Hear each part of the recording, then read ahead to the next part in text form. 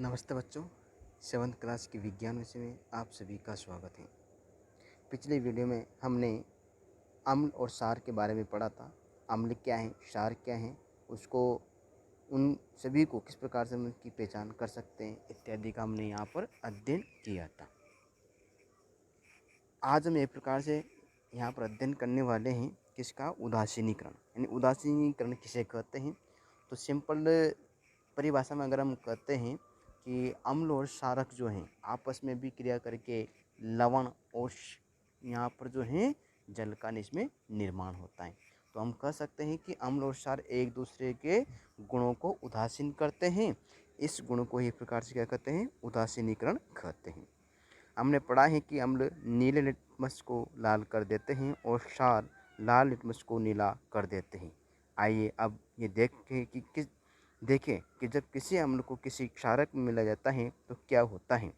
हम उस सूचक का उपयोग करने जा रहे हैं जिसका आपने अभी तक उपयोग नहीं किया है। इसे फिनोप्थलीन कहते हैं।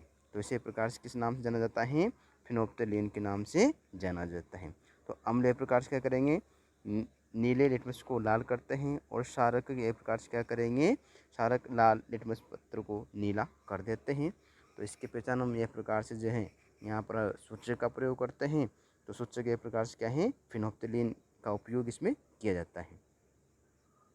इसको समझने के लिए हम यहाँ पर जो है क्रियाकलाप के माध्यम से देखते हैं। किसी फरक नली के 1/4 भाग को तनु हाइड्रोक्लोरिक अम्ल से भरे। तनु हाइड्रोक्लोरिक अम्ल का मतलब क्या है, HCl यहाँ पर दे रखा है। जिसका रंग नोट कीजिए। फिनोप्थलीन विलेन के रंग को भी नोट कीजिए। सूचक के 2 से 3 बूंद अम्ल में मिलाइए। तो आपने जो अम्ल लिया है उस अम्ल को किस में मिलाएंगे, यहाँ पर इसके फिनोप्थलीन में मिलाना है।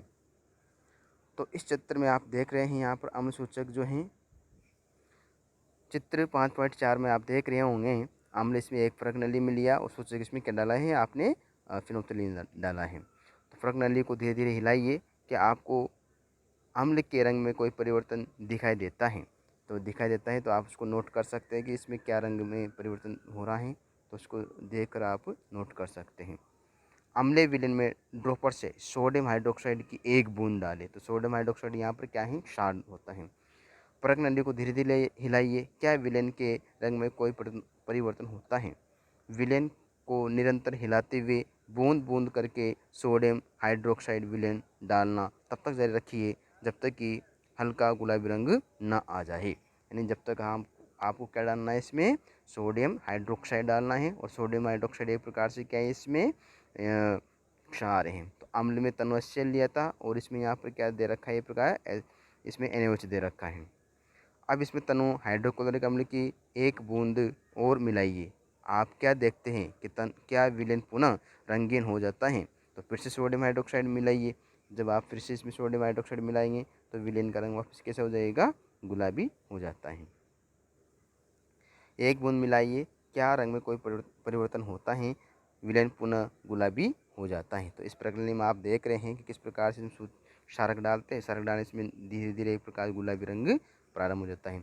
जब इस गुलाबी रंग में वापस एक प्रकार से अम्ल डालेंगे तो इसमें इसके जो है विलेन में परिवर्तन देखने को मिलता है। ये स्पष्ट है कि जब विलेन क्षारीय होता है तो फिनोप्थलीन गुलाबी रंग देता है। यानी जब विलेन एक प्रकार क्षारीय होगा, यानी जब विलेन कैसा होगा, क्षार। यानी क्षार का अर्थ क्या है कि इसमें क्या होगा, NaOH होगा।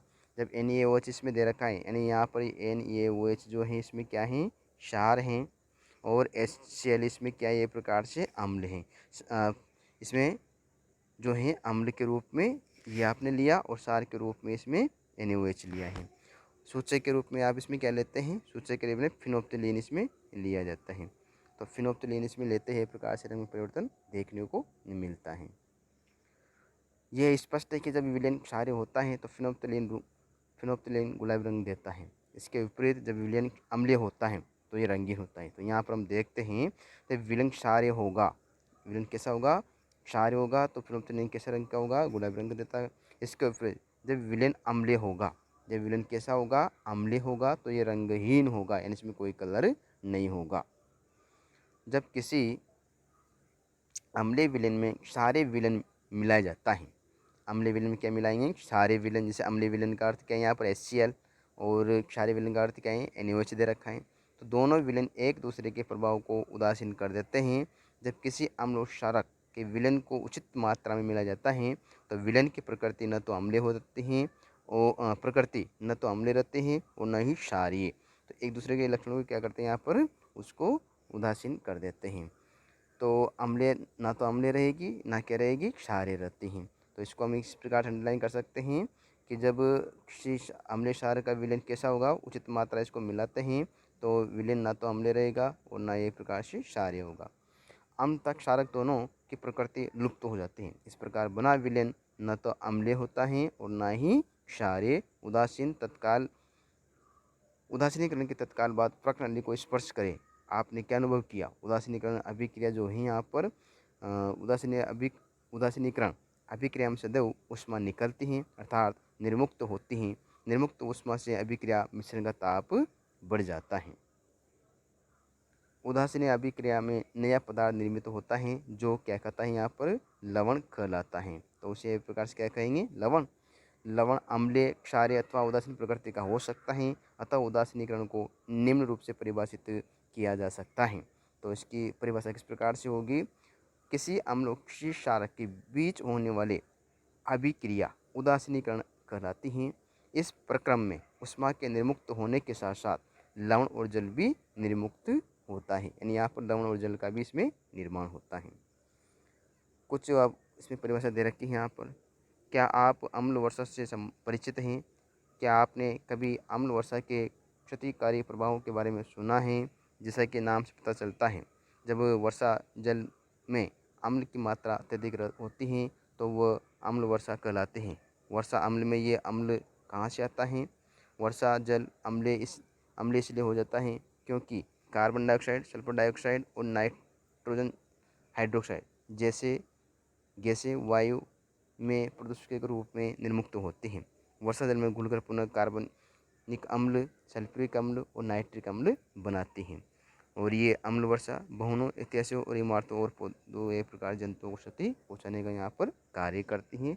तो यहाँ पर जो है इसमें अम्ल वर्षा के लिए यहाँ पर जो है इसमें कौन कौन से इसमें अम्ल वर्षा के लिए कार्य करेगी, तो इसमें दे रखा है कार्बन डाइऑक्साइड है, सल्फर डाइऑक्साइड है, नाइट्रोजन ऑक्साइड है। और ये सब एक प्रकार से जल में घुलकर यहाँ पर कार्बनिक और सल्फ्यूरिक और नाइट्रिक अम्ल का निर्माण करती हैं।